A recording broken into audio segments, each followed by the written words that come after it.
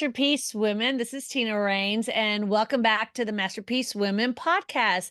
Today, I am so thrilled to be with you, and I just want to remind you, if you haven't registered, February 3rd, we are going to have an incredible summit here in South Florida, but we did just open up the virtual opportunity for that. We have Ray Higdon speaking, we have Gonzalo Zubieta, we have Elise Vasquez Warner, all who are renowned international speakers. So we are super blessed. They're going to be bringing in tons of wisdom about communication with your team, with your family, how to create processes that work, how to impact the marketplace for Christ. So if you haven't registered, you want to definitely get registered today because it's going to be incredible. And as always, we look forward to seeing you there, and you're welcome to promote your have a vendor table and share your products with the world as well. So today I am super blessed to have Adrienne Hill with me today. Welcome, Adrienne. Thank you so much for having me, Tina. I'm excited to hang out with you and your audience and talk all things God and business. And I it's love it. great. Well, Adrienne has a wealth of knowledge. I just met her just recently and thought, oh my gosh, I just love this woman and she needs to be on our podcast. So she built a career in corporate America, and she managed multi-million dollar launches to Fortune 500 companies. She has a wealth of experience. She now is working with people who are seeking to launch their businesses and coaching them. And so, Adrienne, welcome. I'd love for you to share your story with the ladies. Hi, yeah, thanks for having me. I'm so excited to be here because I kind of made this really interesting shift from helping like huge corporations to launch. And at some point, I think it was like right around the time I hit 30, I just thought, I'm made for more, and I don't think I'm supposed to work for someone else. I think I'm supposed to work for myself, and I think I'm supposed to do something completely different. I just felt God calling me into something else. And I decided I would rather help the little guys to launch, like individual entrepreneurs and small businesses, and, take all that knowledge I had learned from corporate and apply all the parts that make sense into online business. So that's the short story. Of course, there's a lot What's more. so what was that moment like when you knew that the Lord was calling you to pivot? Like, what was that like? Because I hear that all the time from women that I deal with, it. I feel like I need to reinvent myself, but they're scared Yeah. oftentimes. And so they don't make that pivot. They don't make that shift. Tell me a little bit about how God showed you and how you chose to do it and how that proceeded. Yeah, it's interesting because it started with just like this little whisper, this tiny little whisper in the back of my mind, this tiny little nudge. And I'm like, what is this? Just kind of like, I don't have time for that. I'm busy. But it just didn't go away. I kept getting the nudge and I kept getting the nudge and I kept getting the whisper. And I thought, okay, I mean, I kind of need to listen to God here, right? Like I need to swallow my pride and be willing to push past the fear. And what he started doing in my life, he started highlighting, because we're humans, and he knows us, right? He knows how we think, he knows how we work. He knows we're Yes, he never does. gonna he knows we're never gonna make a shift unless the pain of staying where we are is worse than a pain of making a change.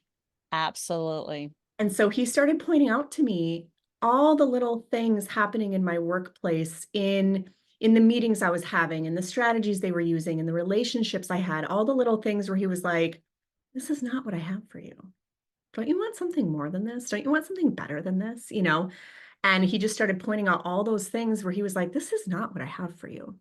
And eventually they piled up, and there was enough of them that I was like, I'm willing to make a change and start learning something new, even if it terrifies me, right? Like I just couldn't ignore it anymore. And I always talk about with entrepreneurs, there's always 4 hurdles that we have to go through over and over and over again. The first is always fear. There's not a single person who has started a business who was fearless and they were just like, oh, I'm going to go and touch everything and it'll just turn into $1 million. Like, we're terrified. Exactly. I always say, do it scared, because you're going to be scared. I promise. Just do it. You're going to be scared no matter what. So just embrace it, move past it, right? And so yeah, it was just listening to the little nudges and when he started to highlight things, like once God starts showing you things, once you see, you can't unsee. Amen, girl. I'm so with you. Yeah. So I trusted, And he continually asks me to do things that terrify me, and I just roll with it. I love it. So I'm curious, you talked about the four things. You said fear was one of them. What were the other three? Well, the second one is always having a willingness to invest in yourself, whether you're investing time, whether you're investing money, or whether you're investing energy or even belief and faith. Like the minute you get over the fear hurdle, that's always the second thing, right? And tons of Mm. people are just too afraid, or they're stuck in lack and scarcity mindset and they're unwilling to invest in themselves. Once you get past that one, the next one is always personal leadership. You have to have the personal leadership to show up every day, to do the work, even when it's not sexy, even when no one is noticing you or acknowledging you, even when the results aren't showing up yet, right? Like if you were your own boss and you had to give yourself a performance review today and review your performance over the last month, and you only had two choices, hire myself again or fire myself, where are you sitting? What would Like, you do? Yeah, let's be that's a good. honest here. That's always hurdle 3. And hurdle 4 is grit and resilience. How do you show up when everything goes wrong? Mm. Oh, I And love those. that's the biggest indicator of success. And the thing about these 4 hurdles, you never encounter them just once and you're like, oh, done with all 4. Now I'm on easy street. It's like, no, they find weird and interesting ways to show up again and again and again. Absolutely, they do. I love that. Well, Yeah. so now, as you did pivot and you talked about him giving you those small voice, and you just knew, how did that go when you first started? Like, did you have instant success, or did it take you a while to really get revved up and to be successful like you are now? Yeah, he sent me on a really interesting journey. And I have to tell you, I don't think I've seen a single person where this doesn't hold true. So I feel pretty comfortable saying that this is just a fact of life. Um, you have to fail and be terrible before you're going to be good at it and succeed. Oh yes, girl, Right. 100%. Like, I always felt like I had this one program that I created when I first started creating programs, and my videos are actually really sad, and I keep it that way, and I haven't changed them because I want women when they see them to see, you know what? Even in this imperfection, you got great content out of it, but the videos aren't great. The yeah. actual technology, I had no idea. I couldn't even figure out how to do the Zoom and none of that, you Oh yeah. know? Oh yeah. And Yeah, so I spent the first 6 years, what I call riding the struggle bus. And I basically learned all the things not to do, right? And then absolutely. right around the 6 year mark, when I finally, and I had to crush a lot of limiting beliefs, right? Like because of my corporate background and my experience, I used to be an engineer. So weird. I can't believe that was my life. It feels like a lifetime ago. I had all this great background experience and knowledge and education. I thought I can figure this out myself. Oh, I was so wrong. I didn't know what I didn't know. And so a big part of my shift was just swallowing my pride and realizing I'm not going to figure it all out myself. I need to hire a coach. Right. Um, Absolutely. and the instant I did that, everything changed. There was also this interesting point in time where God tested my heart. Mm, He was testing me to see whether or not I was willing to trust him and let go of comfort and security. And to a certain extent, my sense of identity to follow his path. So it was about a year before my business actually took off. He tested my heart. I was doing my very first Bible study ever. And in the middle of the Bible study, it was talking about how you'll have these moments where God draws close to you and he puts you through a test. And they were describing what that looks like and feels like. And I thought, I've never actually been there, I don't think, you know? And I immediately heard him say to me, you will be when I take your job away next week. And I was wow. like, say what? Like, right? I had built this like massive career. I was super successful. And I was like, say what again? You know, the following Tuesday, I got laid off. Wow. But because I knew it was his plan, like everyone else getting laid off was terrified. They were scrambling to like reapply for any job they could find in the company, taking huge pay cuts, like whatever. And I was just like, okay, we're doing this. Like, see you later. Right. And it was funny because he tested me again and again. Every single manager, director, vice president, and president in the company reached out to me and said, "Are you sure you don't want to stay? Are you sure you don't want to apply for this job? Are you sure we can't lure you into doing this thing? Are you sure?" But because God told me, I was like, "Yeah, I'm good. See you later. Like, bye." Like, yeah, I'm willing to let go of all this security and all this safety. If it's part of your plan, sure, you know. Um, and that was a really interesting test too, because had I not done that, had I not shown that I was willing to give up, like a lot of us try to hold on to things. No, God, don't take that, anything but that. Yeah, Right? Because I showed him I was willing to give up and go out of my comfort zone, I think that's why he's blessed my business so much, to be honest. that's awesome. I Yeah. love that. So now one of your favorite things to teach about is how to attract an audience and how to build that audience. I'd love to hear a little bit of how you teach women to do that, because I do think you made a really great point. So many people teach how to build your social media, but they don't Mhm. know what to do from there. Like oftentimes, what do people do from that point forward? So I would Yeah. love for you to share with the women some of your tips and tricks that you coach on. hmm And this is one of those areas where you'll find, a dime a dozen as far as business coaches that will teach you how to launch your business and get off the ground. And 99% of them will teach you to use social media. Again, God positioned things in my life in a very interesting way that kind of pushed me away from that space and forced me to learn a completely different way to do it. And it is such a blessing now. And I'm so glad because honestly, 95% of people struggle to build an audience on social media. And even if they are working with a business coach, because those business coaches kind of struggle too, right? Because here's the thing, even if a business coach is really successful on social media and they have a huge following, they probably built it from things they were doing 2 or 3 years ago. Well, every 2 to 3 years, social media shifts and what was working back then doesn't work anymore. So That's it's almost true. right. It's almost impossible to find someone who actually is like on the pulse of what's working now and has their stuff together well enough to actually teach other people at the same time. Right. So I was kind of forced to find a way to build an audience that didn't rely on social media. And it's part of what makes me so unique. And I swear it's a God thing again. So I actually don't use social media at all. Only this year have I started leveraging it. And I'm like, I kind of hate this. Like, to be totally honest, I don't like content creation. It's such a time suck. Um, and so for anyone who's watching this or listening to this, who's thought like, man, I really want to build a business, but I hate the idea of like putting myself out there every day, every single day on my calendar is content creation, content creation, content creation. Like there is another way. Right. And so and it can be so fun too. So I want to take you guys back to 2020. We're in the height of the pandemic, right? Everything's falling apart. Everyone's working remotely and just trying to figure out what the heck is going on, dealing with our cabin fever, right?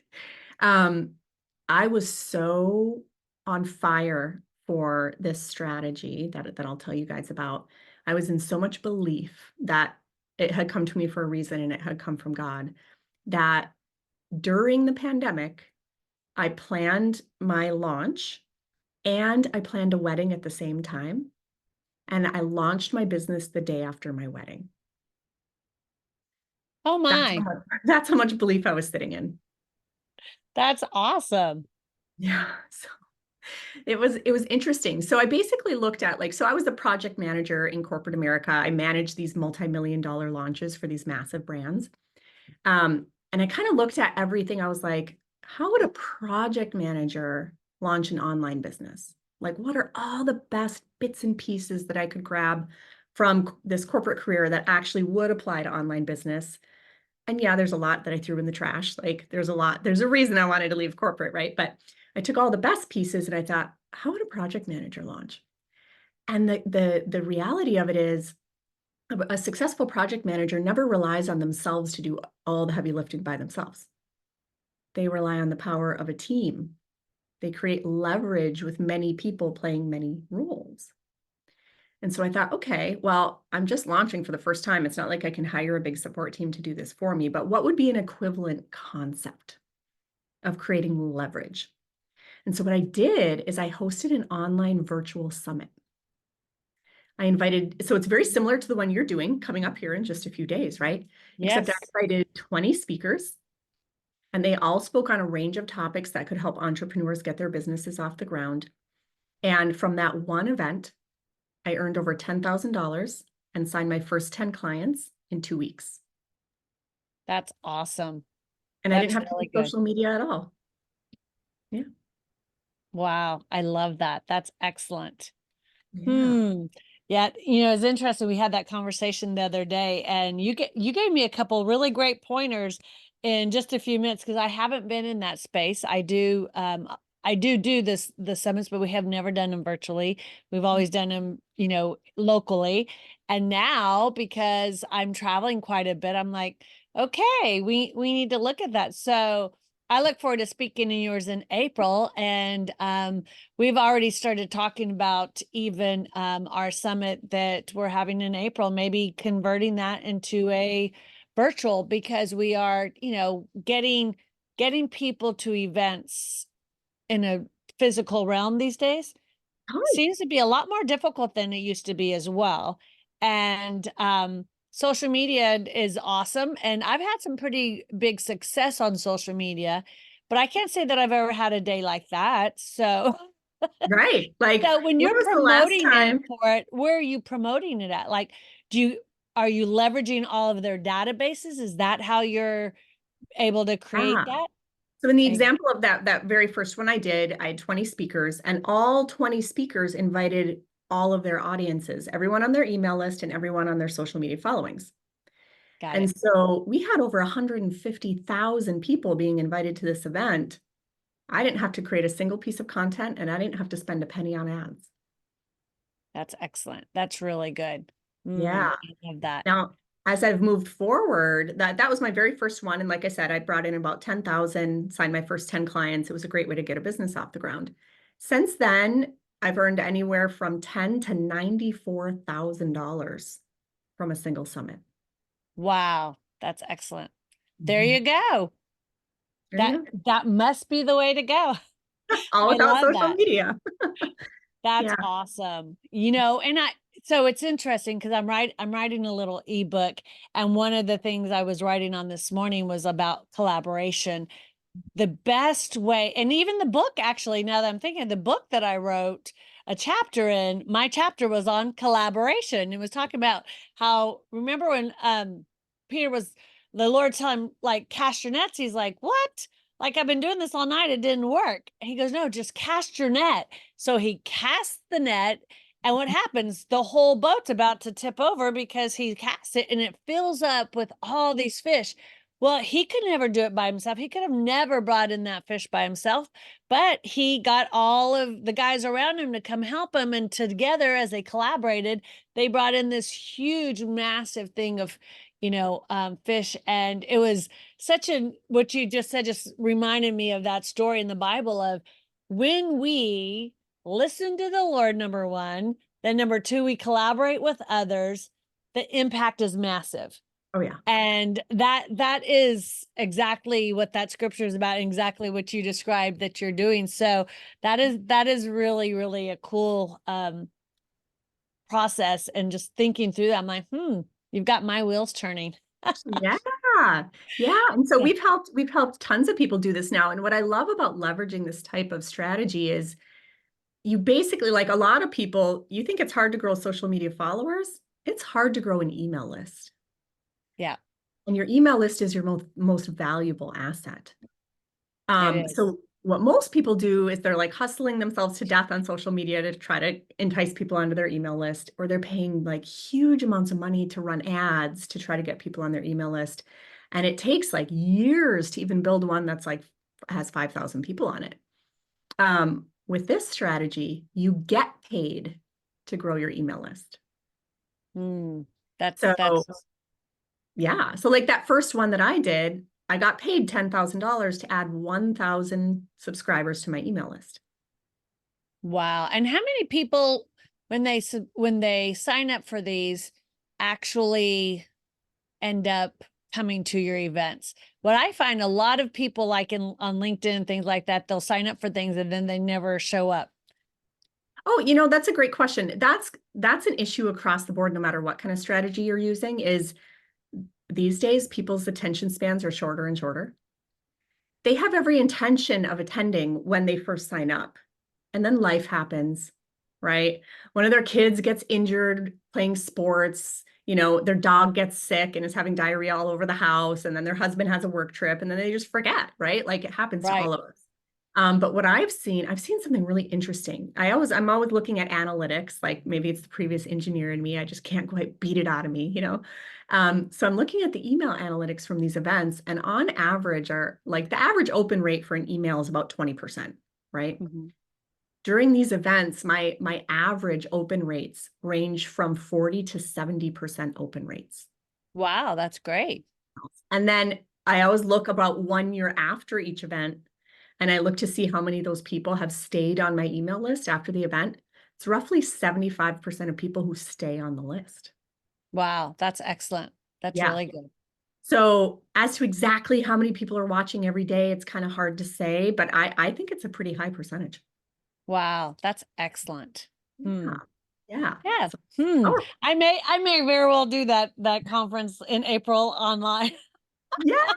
Oh my gosh, you have to give it a try. And what I love about this is it's like I just host 4 of these events per year, and I don't really need to make content creation a normal part of my life. I just focus on 4 events a year, and it sends in all the clients we need. And the great thing about it, a lot of the work to set up one of these events, it's stuff you can do behind the scenes in your pajamas, no makeup, snuggling your puppies, like that kind of thing.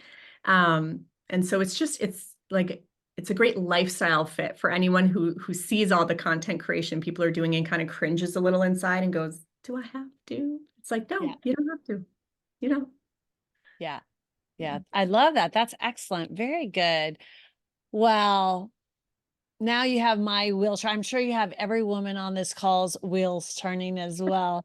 So, who was that mentor, and what did they share with you when you said you were going to step out? And I remember that feeling going from the corporate, being. I remember for myself, it was a little bit different. I stepped out from being the CEO of a company and building a huge company to being a missionary climbing crazy mountains, and I was so nervous about that. And I went through the same transition. I remember that. And I remember having mentors that stepped in and helped me. And a few of them gave me some really solid pieces of advice that helped me through that transition. What would you say that in your transition, like what was that one piece of aha moment advice that they gave you that helped propelled you forward that you might share with the audience? Um,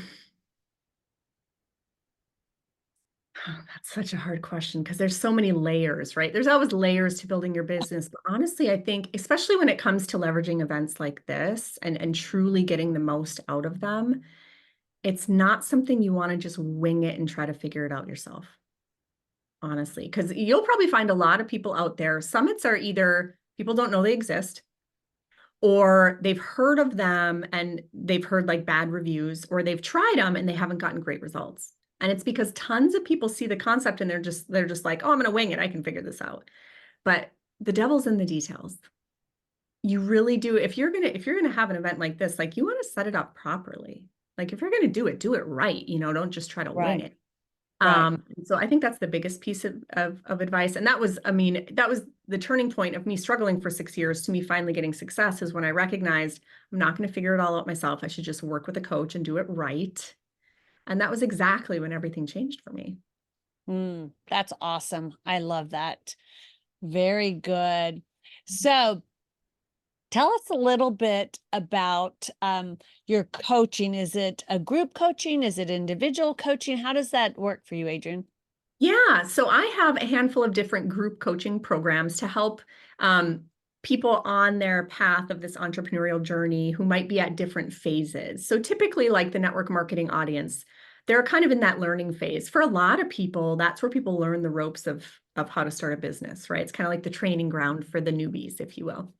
I teach them in a group coaching program how to leverage a very simple, easy to set up 1-day summit, just so they can kind of learn the basics and mechanisms of it. And they can get anywhere from 100 to 250 leads in a week. Now, for the network marketers who generally struggle with finding leads anywhere, much less hundreds of them, like this blows their mind. They love it. Right? Yeah, definitely. Then I have another container for people who are building more like coaching businesses or service-based businesses, maybe consulting, that kind of thing. I teach them how to put together a summit properly from start to finish. And this one's like a bigger summit, kind of like the first one I did, somewhere between 20 and 30 speakers, to get the biggest email list build possible. And then I have a third coaching program for people who are further along. They want to learn how to do summits, but they don't want to do it themselves. They're like, listen, I'm far enough along in business that like I have a team for that. Can the team just help me with this, right? So I allow them to not only add themselves into the portal, but add a few team members so they can just delegate parts of the training to various team members and kind of be more hands-off with it. And then we even offer a done for you service where we'll just plan your entire summit start to finish with my planning team so that you're getting the best quality possible. Because at this point, my team, we've done dozens and dozens. And maybe again, because of my engineering and launching background, we have like, it is a well-oiled machine. It is it's amazing how it comes together. And then it allows people to be totally hands-off, which is nice if you're farther along and you can do that kind of thing. That's awesome. Well, you know what? I'm going to definitely put all of your links down below so the ladies can check it out, because I do think that it is a great way for ladies that are building an online presence to engage and to build their businesses as well. So tell me, one of the things that we talked about a little bit now and even previously is mindset. Mm. Talk a little bit about that to the women who are considering starting their own business, or even connecting with you, or connecting with, starting a company. What Mm. do you do in relationship to help them with their mindset? Because that's really the biggest thing, right? Is overcoming those 4 steps you discussed. Talk a Yeah. little bit about tools that you provide for that. Yeah, it's huge. Every single one of our programs has a mindset component to address the stuff going on up here, because you can have the best strategies in the world, but if your thoughts up here are garbage, like garbage in, garbage out, right? So Yeah. the world is basically just a big mirror. Whatever you're putting out is what you're going to get back, right? And whatever your level of belief is what your results will come in at. So it really is, you have to learn to think like the future successful version of yourself. And you Mm. have to learn to make decisions not based on your circumstances now, but based on, okay, like let's say you're trying to scale a business to 6 figures. What would the 6-figure version of myself do with this question, or with this challenge, or with this Mm. circumstance, right? You have to learn to think and behave like your future successful self to become your future successful self. And so, there's certain coaching techniques and like ways of helping people to unpack those thoughts and become aware of those thoughts, um, to help them see for themselves. Because that's the thing about mindset work. You can tell someone all day long and they're like, yeah, I get it. But you have to come to the realization yourself in your own mind. Like some of these things someone can tell you, but it doesn't click until it clicks in here, Mm. right? And so a lot of times it's just repetition. Um, you have to repeatedly learn how to rewire your thoughts and rewire your thoughts. And I always say that like it's kind of like building a muscle, right? The first time you pick up the weights, you're like, dang, I'm weak, like this is embarrassing. But the second, third, fifth, 22nd time you pick it up, like it doesn't even feel heavy anymore, right? Same thing with rewiring your thoughts.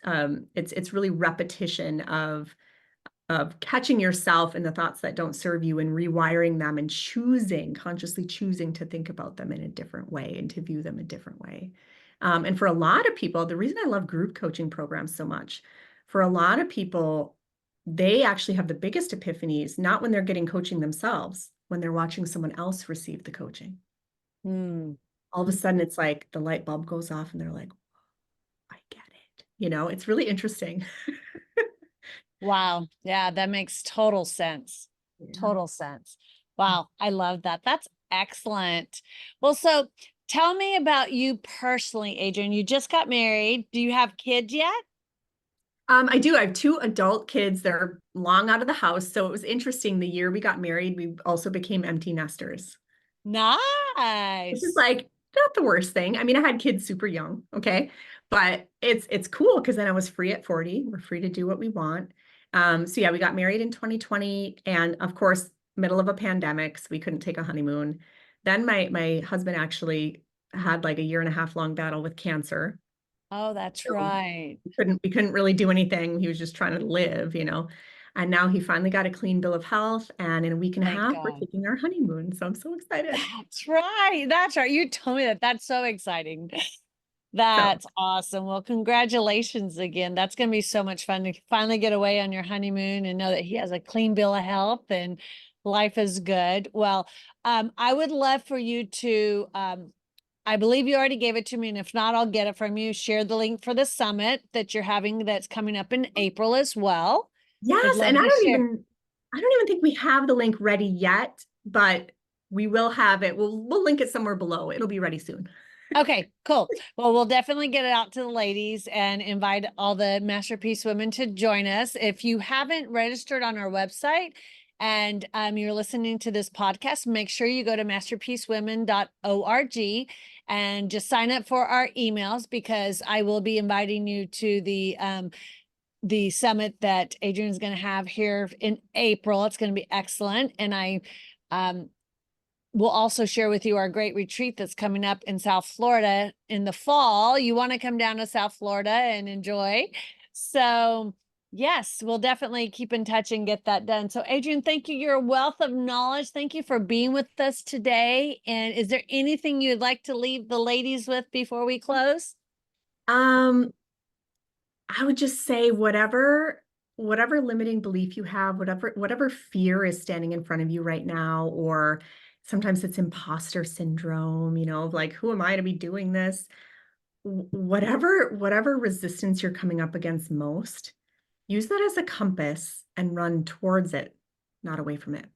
Because I Mm. guarantee your biggest breakthrough is on the other side of that thing. I love that. That's great advice, girlfriend. I love that. Thank you, Adrienne. You're awesome. Thank you for being with us, ladies.